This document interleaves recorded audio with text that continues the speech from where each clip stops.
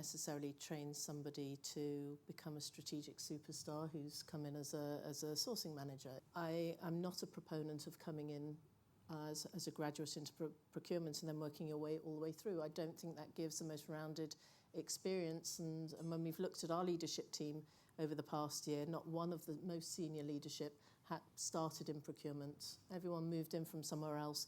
And I think from a training perspective, that just underpins the fact that actually most of training is doing something different. You know, you can send someone on a course or give someone online learning. I think that's very helpful in the right place to support a given specific challenge. But I think generally speaking, working and experiencing a different part of the organisation or a different function just gives you a much rounded skill.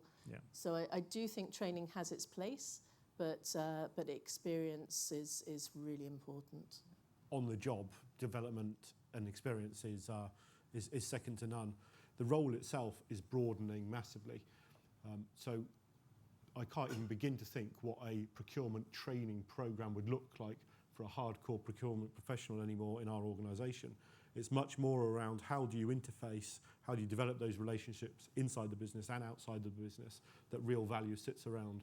I think taking individuals necessarily through, not this is a bad way, but taking individuals through SIPs modules and qualifications doesn't necessarily equal big value at the end of it anymore, certainly for us. Yeah. So yeah, experience and relationships is the big value in.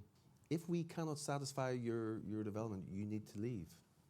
And we will help you along that journey. But if at the end of the day, you're the person that's responsible for your development. But I think when you start with that conversation, that it is an individual responsibility supported by corporate or whatever, functional, people get it. Yeah. And you have lots of much nicer conversations about what people want in their career or their personal development. I think there's a clear difference between training and development. I think that's really important.